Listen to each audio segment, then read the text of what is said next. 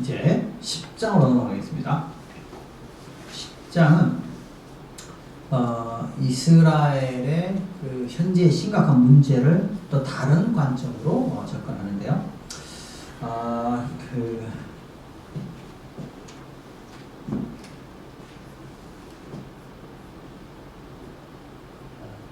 1절에서 8절은 거짓 가시와 찔레의 열매, 그 다음에 9절에서 15절은 나쁜 열매로 인한 심판. 좋은 열매는 맺어야 되는데 나쁜 열매는 맺었기 때문에 그 결과로 심판을 결국 당해야 되는 이스라엘 문제를 설명하고 있습니다.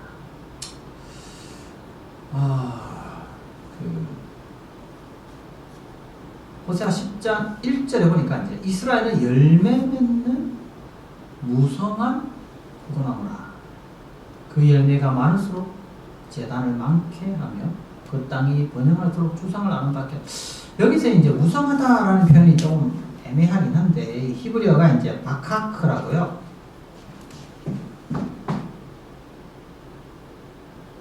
히브리어 바카크라고.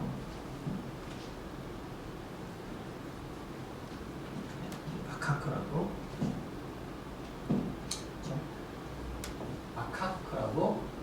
요거는 이제 여러 가지로 번역이 되는데 무성한이라는 번역도 되고요. 근데 또 이게 어떤 뜻을 또 가지고 있냐면 이게 헛되다, 헛되다 이런 뜻도 됩니다. 그래서 무성한 열매를 맺지만 결과는 헛되다라는 점이 여기에 초점이 있습니다. 그래서 헛된 거예요. 헛된 거. 그래서 이 본문에서 헛되다라는 게 조금 더 강조되면 좋겠다. 그래서 헛되다, empty, 그죠? 헛되다. 그래서 왜 그러면 헛되냐? 오늘 본문에 뭐라고 했죠? 여기 보면 자신을 위하여 열매를 맺기 때문이다. 이스라엘은 열매를 맺는 무성한 나무인데 왜 그러냐? 자신을 위하여 열매를 맺기 때문이다. 그래서 히브리어로 이게 자신을 위해라는 단어가 나와 있습니다. 위해. 히브리어로 이렇게 자신을 위해로가 나오는데 이 자신을 위한다는 말은 결국은 하나님과 상관없는 자기 자신을 위한 열매를 맺었다 이렇게 볼 수 있거든요. 그래서 그를 위하여. 이 그는 누굽니까? 여기서 그를 위하여. 이게 그를 위하여. 이 그는 누굽니까? 이스라엘이죠. 이스라엘 자신을 위하여 열매를 맺었다. 그렇죠? 그러면 여러분, 이 거짓 열매, 헛된 열매는 결국 무엇에 근거하고 있습니까? 자기 자신, 그들을 위하여 맺은 것이다. 그들을 위해서. 그럼 제단도 왜 쌓아놓은 겁니까? 하나님을 위해서가 아니고 그들의 욕망을 채워주는 수단으로서 제단이 세워졌다. 이렇게 볼 수 있겠습니다. 자, 그 다음에 2절 보겠습니다. 그들이 두 마음을 품었다. 결국 두 마음을 품은 거죠. 그래서 이제 벌을 받을 것이다. 하나님이 그 제단을 쳐서 깨뜨릴 것이다. 두 마음을 품었다. 결국 두 마음을 품었다는 말은 하나님을 온전히 예배한 것이 아니다 라는 것을 의미하죠. 하나님도 품고 또 우상도 품고 궁정한 것은 하나님을 품은 것이 아니다. 3절에 보면 그들이 이제 이르기를 우리가 여호와를 두려워하지 아니하므로 우리에게 왕이 없거니와 왕이 우리를 위하여 무엇을 하리요. 자, 그러면 여기서 이제 이 왕이 누구냐? 두 가지 해석이 가능한데요. 첫째는 이 왕을 역사적 관점에 근거해가지고 그 쿠데타에 의해서 죽임을 당하거나 포로로 잡혀간 왕들 가운데 하나로 해석한 입장이 있습니다. 그래서 뭐 알다시피 그 아수르 왕 그 살마네셀 5세는 호세아 왕을 사로잡아서 그 다음에 베델의 우상을 세워놓은 바가 있습니다. 그래서 만약에 이런 해석을 취하게 되면 백성들이 왕이 없는 상태를 더 좋아하고 이방의 왕이 세워놓은 우상을 더 즐거워한다. 이런 해석이 또 됩니다. 네. 둘째는 두 번째 해석은 이 왕을 여호와로 해석하는 입장입니다. 이런 해석을 취하게 되면 이스라엘의 문제는 여호와의 통치 자체를 거부하는 것이다. 이렇게 이제 해석이 되겠죠. 저는 이 두 가지를 이렇게 나누어서 해석해보다는 다 가능하다. 이스라엘이 하나님의 왕정을 거부하고 극단적인 상태가 되니까 결국에는 어떻게 되느냐. 이방인의 왕이 그 이스라엘의 왕을 그냥 배제시키고 결국 거기에 우상을 세우는 그런 문제가 발생하지 않습니까? 그래서 결국은 이게 핵심은 뭐냐면 하나님을 두려워하지 않고 하나님을 왕으로 인정하지 않는 결과가 결국 아수르 왕이 와서 이런 일을 벌이게 되는 거죠. 그래서 저는 이 해석을 어떤 이렇게 우리에게 왕이 없거니와 할 때 이 왕을 결국 그 이스라엘 폐위될 왕, 쿠데타에 의해서 제거될 왕, 혹은 이방인이 와서 제거할 왕으로 해석도 되고 또 이것을 하나님 여호와를 왕으로 해석하는 것도 가능하다. 이건 둘 다 저는 충분히 컨텍스트 속에서 다 해석이 가능하다 이렇게 생각합니다. 4절 보겠습니다. 그들이 헛된 말을 내며 거짓 맹세로 언약을 세우니 그 재판이 밭이랑에 돋는 독조 같으리라 그렇게 되어 있죠. 또 이 4절도 이렇게 두 가지의 맥락으로 이해될 수 있겠다. 그렇죠? 첫 번째는 뭐냐면 여기 나오는 헛된 말, 거짓 맹세, 언약 이런 것은 정치적 동맹, 이방인과 맺는 정치적 동맹으로 해석할 수 있겠습니다. 그렇게 볼 수 있겠고요. 또 두 번째는 이걸 이스라엘 사회 안에 번져 있는 언약적 불성실성. 이스라엘 백성들끼리 서로 이제 막 약속을 하고 계약을 맺고 언약을 하는데 그걸 서로 지키지 않는 거예요. 그래서 그래서 저는 개인적으로 요거를 두 번째 해석으로 봅니다. 이방인과의 어떤 정치적 동맹보다도 그 사람들과 사람들 간의 어떤 그런 언약이 다 깨트려지는 것으로 봅니다. 그래서 그 재판도 어떻게 되느냐? 재판도 이제 밭 이랑에 도는 독초 같으리라.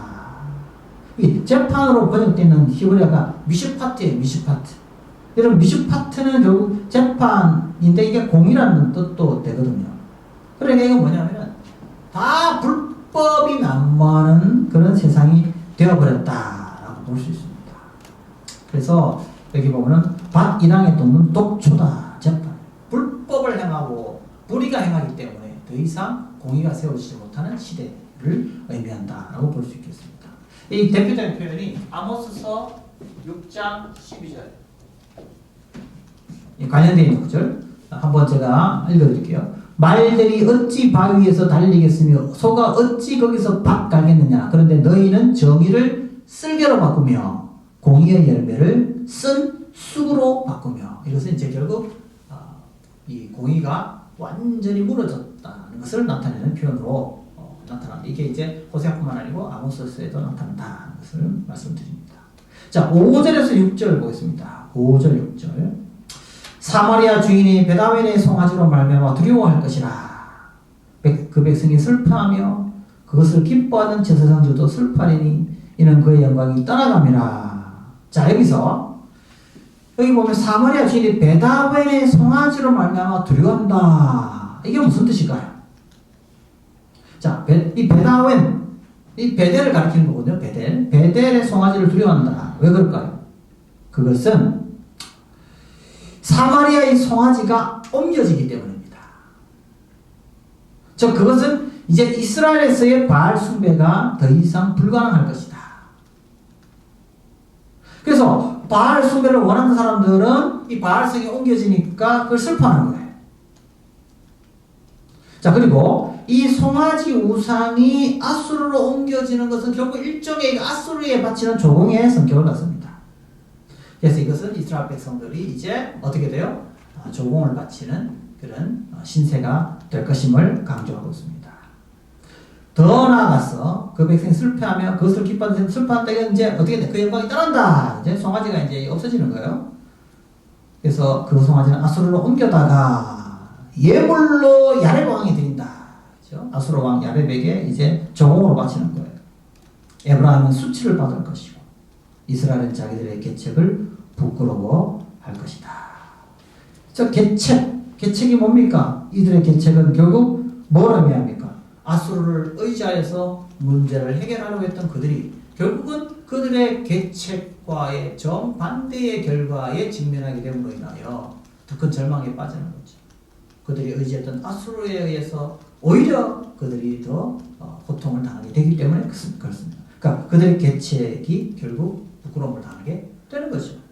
하나님을 의지하지 않고 다른 이방인을 의지했을 때 그들이 의지했던 그 이방인에 의해서 오히려 더 큰 고통과 아픔을 겪게 되는 것입니다. 7, 8절 보겠습니다.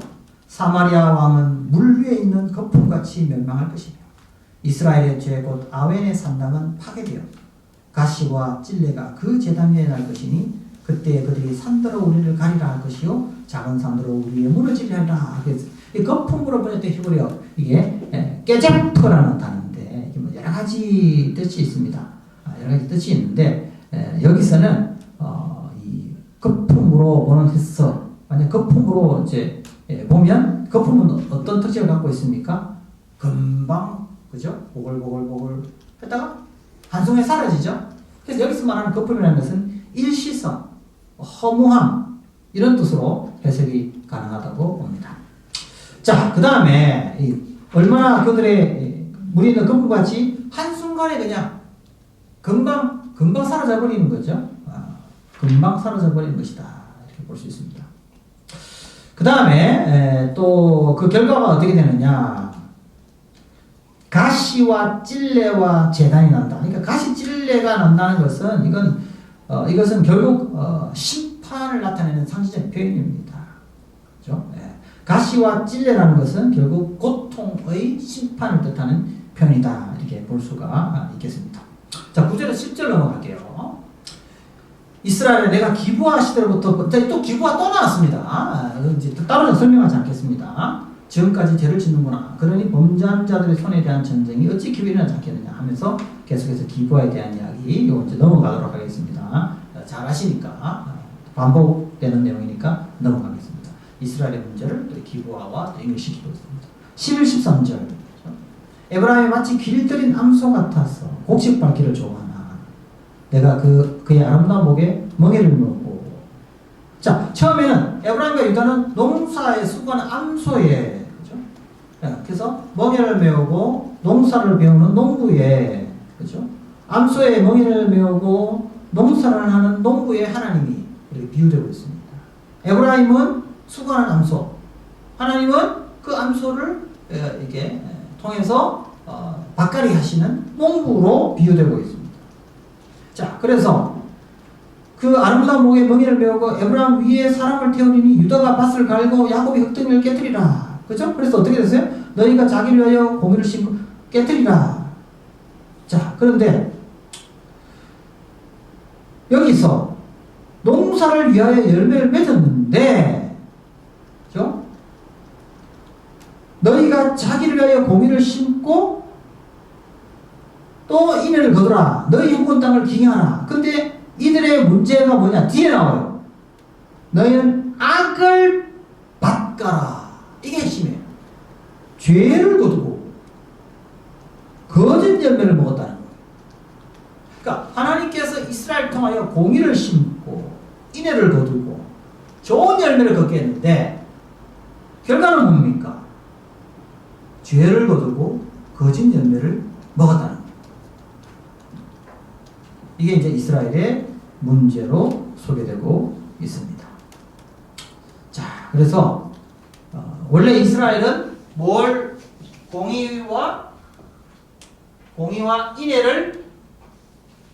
심고 인해를 거둬야 돼, 그죠? 근데 결과가 반대가 일어났습니다. 왜요? 악을 심고 죄를 거뒀다는 거죠.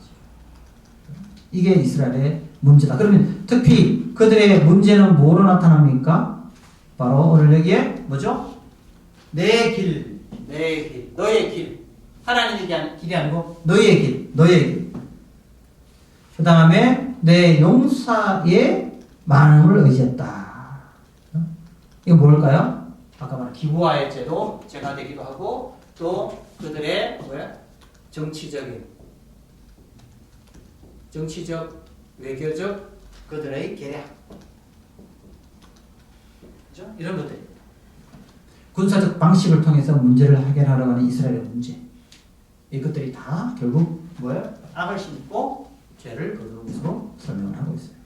14, 15절 보겠습니다. 그러므로 너희 백성 중에 요란함이 일어나며 너 산성들이 다 무너지되 살만이 전쟁의 날에 벳아벨을 무너뜨린 것 같이 될 것이다.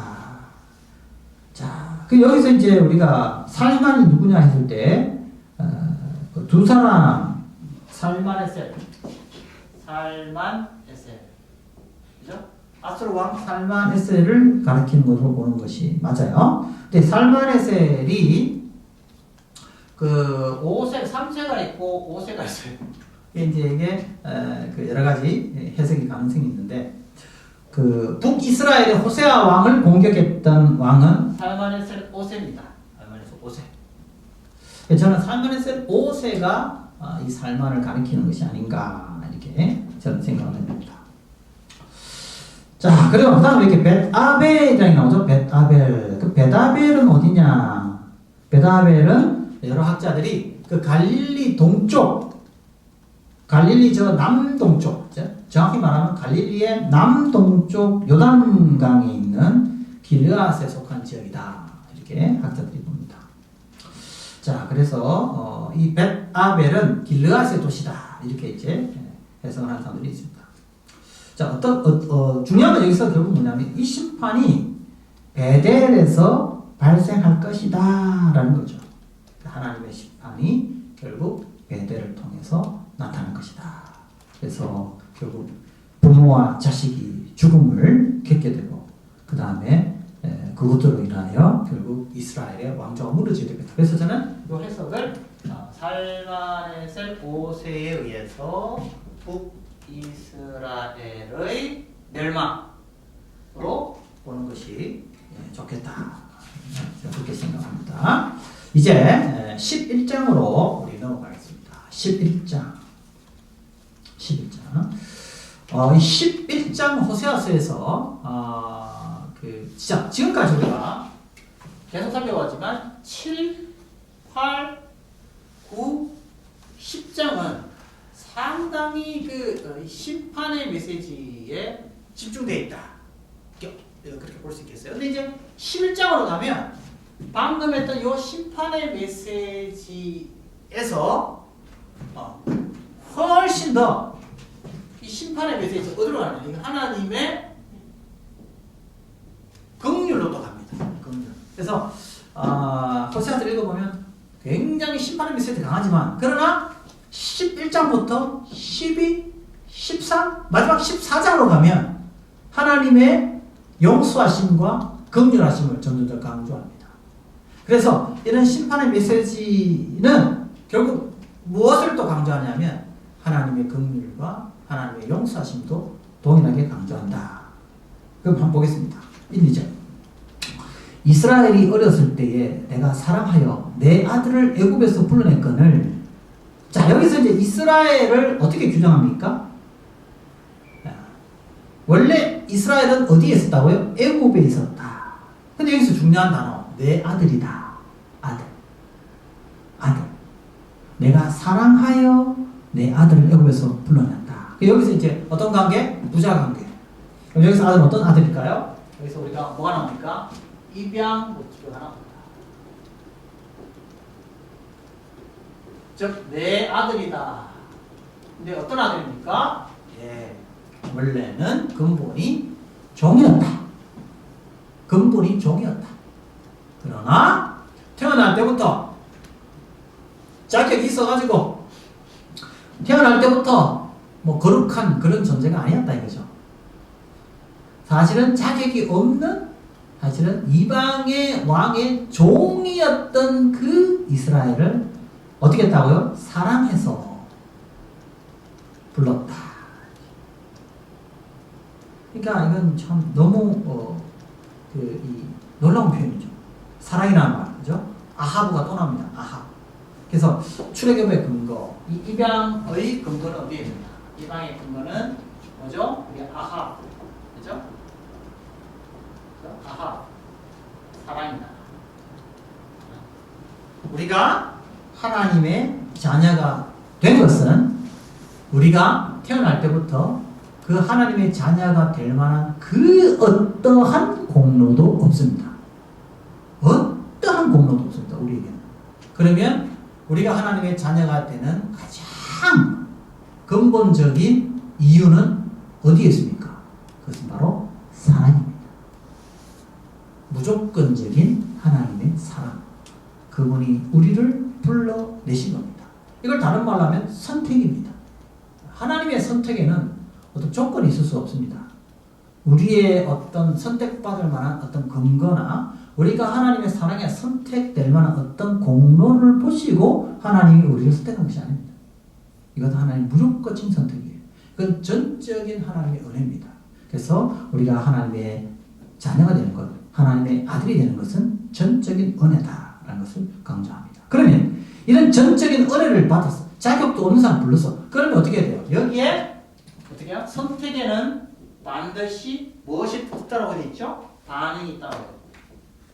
어떤 반응이요? 책임적 반응이 따라오게 되어 있죠.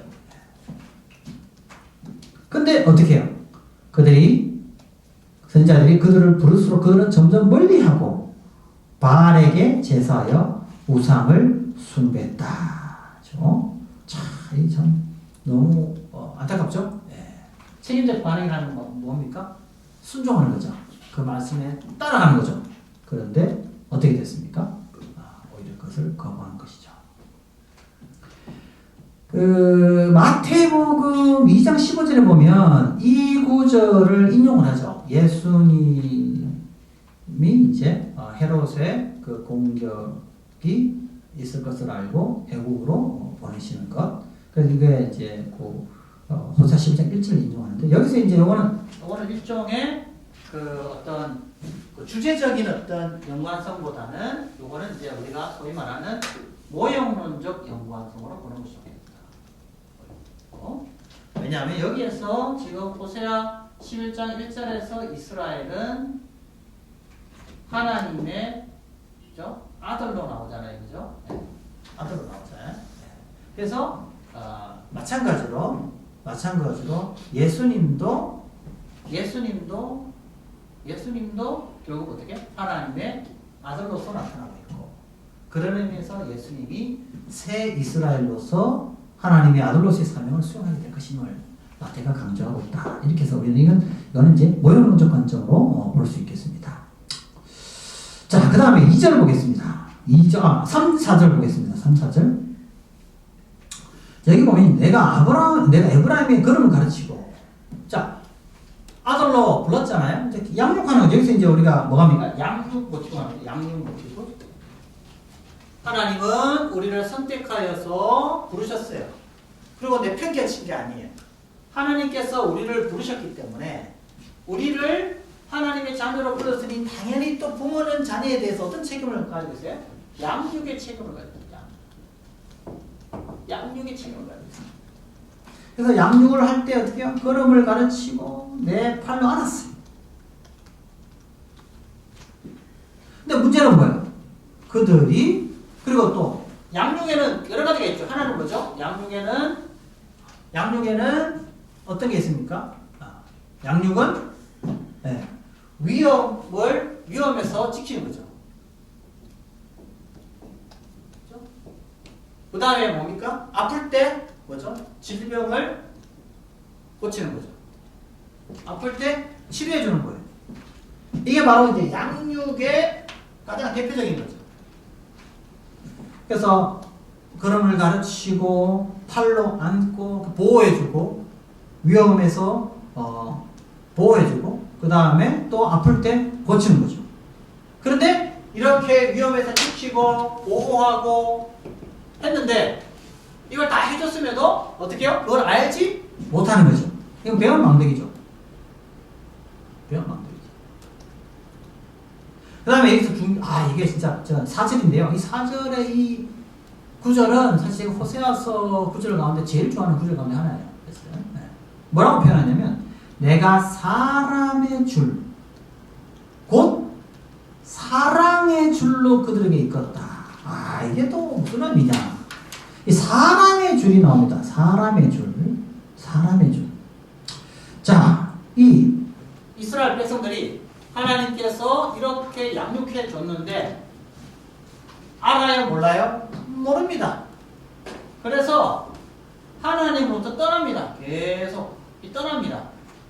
떠나니까 이대로 가면 계속 심판을 받아서 이스라엘이 멸망을 당했으니까 다시 하나님의 품으로 돌아오라고 하나님께서 어떻게 해요? 계속 뭘 보내요? 사람을 보내요. 사람. 그렇죠? 근데 이 사람을 보내는데 이 사람이 한둘이가 아닌 거죠. 그죠? 한둘이 아니야. 그래서 그 사람을 계속 보내요. 사사도 보내고 선지자도 계속 보내요. 잘못을 깨닫게 하려고. 그러니까 이 사람이 결국에 뭐가 됐어요? 많이 보내서 무슨 줄이 됐다고요? 사람의 줄이 되고 돌아오라고 계속 보내니까. 그래서 많이 보내어서 돌아오라고 했는데 그게 사람의 줄이 되었고 그 사람의 줄이 곧 뭐라고요? 사랑의 줄이다. 놀랍지 않습니까, 여러분? 그러면 이 선지자들이 와서 선포했던 메시지가 뭡니까? 돌아오라. 이게 바로 호세아서의 메시지 핵심이에요. 돌아오라는 거예요. 돌아오라. 그렇지 않으면 너 여기서 멸망당한다. 돌아오라. 계속 하나님께서 보내는 거예요. 돌아오라. 돌아오라. 돌아오라. 그래서 이 선지자들이 줄이 되는 거예요. 하나님 하도 많이 보내가지고. 그 줄이 무슨 줄이라고요? 사랑의 줄이다. 놀랍습니다. 그래서 오늘 우리에게 때로는 아픈 메시지를 전하는 그런 그 아픈 메시지를 들었다면 누군가가 물론 우리에게는 위로도 필요하죠. 소망이 필요하죠. 그러나 우리가 잘못된 길로 갈 때는 그것이 잘못되었다고 누군가가 우리에게 이야기해 줄 때 사실 그것은요 사랑의 메시지예요. 사랑의 메시지. 정말 우리 한국 강단에 희망과 위로의 메시지가 함께 또 돌아오라는 회개의 메시지가 강력하게 선포되고 있는지를 잘 살펴볼 필요가 있습니다. 그리고 그 회개의 메시지가 강력하게 선포되고 있다면 여전히 하나님은 우리를 사랑하고 있다고 저는 생각합니다. 자, 그 다음에 이 4절은 부모의 심정이 이제 짐승의 주인 또 임자, 주인, 임자의 이미지로 나타나고 있습니다. 그래서 주인이 짐승의 목에 줄을 끝까지 붙들고 놓지 않잖아요. 그러니까 하나님의 마음이 그렇게 전달되고 있다. 이렇게 볼 수가 있겠습니다. 5절에서 7절. 5절에서 7절. 그들은 애굽 땅으로 되돌아가지 못하겠거늘 내게 돌아오기를 싫어하니 아수르 사람이 그 임금이 될 것이다. 이 구절도 이 호세아서에서 가장 어려운 난제 중에 하나입니다. 그건 뭐냐면요.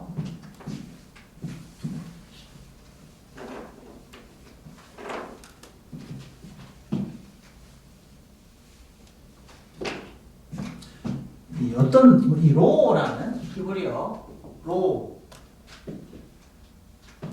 이 히브리어 로라는 그 히브리어를 어떻게 해석하느냐에 따라 달라집니다. 원래 로는 아니다. 로라미 할 때 아니다. 부정어입니다. 아니다. 라는 뜻도 됩니다. 아니다. 근데 이 로가 부정어도 되고 또 하나는 강조를 뜻합니다. 그래서 이거는 그러면 정말로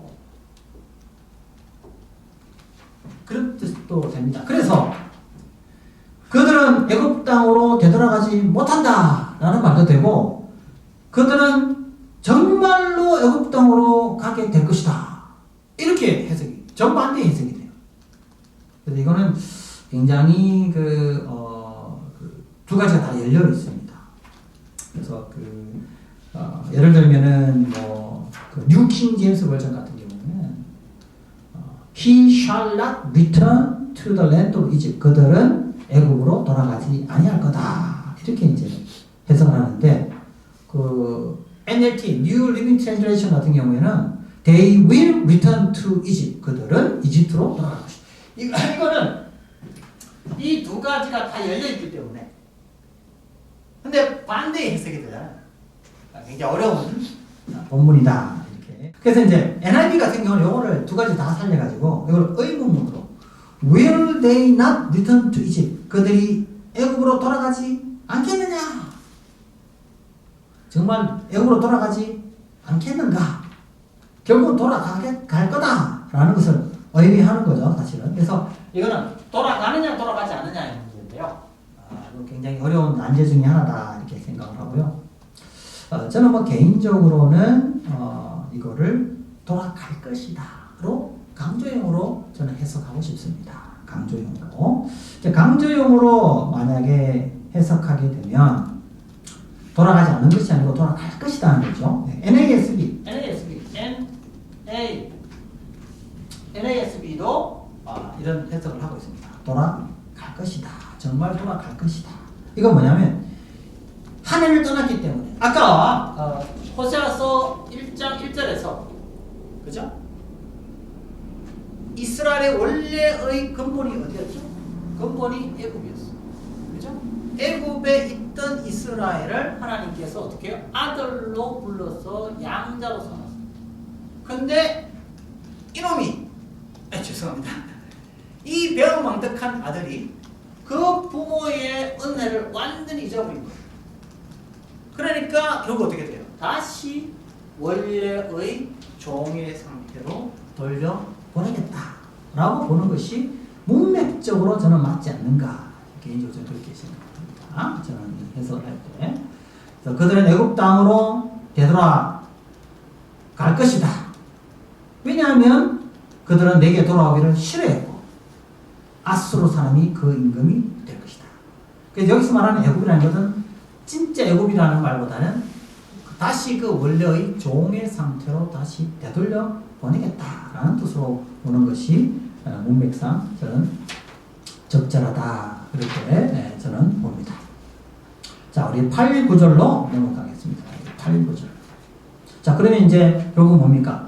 8, 9절 보니까 에브라임이여 내가 어찌면 여기서 이제 1절에서 7절까지는 자식을 불렀는데 그 자식이 그 부모의 마음과 심정을 이해도 못하고 그냥 악을 행하니까 다시 이제 돌려보내버려요. 그런데 한번 생각해보세요. 부모가 그렇게 한 다음에 마음이 찢어지는 거예요. 하나님의 마음이 찢어져요. 그래서 8절에서 9절은 그 하나님의 찢어지는 가슴을, 찢어지는 마음을 호세아가 설명하고 있어요. 자, 오늘 8, 9절 같이 한번 읽어보겠습니다. 에브라임이여 내가 어찌 너를 놓겠느냐? 이스라엘이여 내가 어찌 너를 버리겠느냐? 내가 어찌 너를 아담과 같이 놓겠느냐? 어찌 너를 스보임같이 두겠느냐? 내 마음이 내 속에서 돌이켜 나의 긍휼이 온전히 불붙듯 하도다. 내가 나의 맹렬한 진노를 나타내지 아니하며 내가 다시는 에브라임을 멸하지 아니하리니 이는 내가 하나님이요 사람이 아닙니다. 너 가운데 있는 거룩한 이니 진노함으로 내게 임하지 아니하리라. 자, 하나님은 그렇게 함에도 불구하고 애굽으로 돌려보내겠지만 종으로 돌려보냈지만 완전히 포기하지 않겠다는 거죠. 그래서 이게 애탄 하나님의 탄식이 나오는데 에브라임과 이스라엘과 아드마와 스보임과 대조합니다. 자, 그러면 아드마와 스보임은 어디에 나오느냐? 신명기 29장 23절 소돔과 고모라의 도시로 나옵니다. 여기 보면 소돔과 고모라와 함께 멸망당한 도시로 나옵니다. 즉 그러면 아드마와 스보임 같이 하지 않겠다는 말은 하나님께서 에브라임과 이스라엘을 포기하지 않겠다. 비록 매로 때리고 다시 또 애굽으로 돌려보내겠지만 그러나 그 이스라엘을 완전히 버리지 않겠다는 하나님의 마음을 설명하고 있다고 봅니다. 자, 그 다음에 이제 10절에서 11절 한번 보겠습니다. 10절에서 11절. 10절에서 11절. 같이 한번 읽어보겠습니다. 그들은 사자처럼 소리를 내시는 여호와를 따를 것이나 여호와께서 소리를 내시면 자손들이 서쪽에서부터 떨며 오되 그들은 애굽에서부터 새같이 아수르에서부터 비둘기같이 떨며 오리니 내가 그들의 집에 머물게 하리라. 나와 여호와여. 자, 여러분 지난번에 5장에서 하나님은 어떤 번호? 사자로 묘사했는데 여기 사자는 물어뜯는, 그죠? 공격하는 사자, 그죠? 또 우리 아까 살펴봤던 그 독수리 7장에서 독수리 나오는 공격하는 사자였습니다. 자, 그런데 여기에 사자가 나옵니다. 사자. 그런데 여호와께서 사자하고 이스라엘이 그 사자를 따라가요. 그러니까 이거는 따라가는 거니까 좋은 걸까요? 나쁜 걸? 좋은 의미죠. 이제 거기서는 그 먹이를 낚아채가지고 물고 흔드는 그런 사자의 모습이라면 10절에 등장하는 사자는 어떤 사자입니까? 진노와 심판의 사자가 아니다. 오히려 그 사자의 음성을 듣고 사자의 귀를 기울이는 자들로 묘사되고 있다. 이거죠. 이게 이제 뭡니까? 완전히 바뀌는 거죠. 바뀌는 거죠.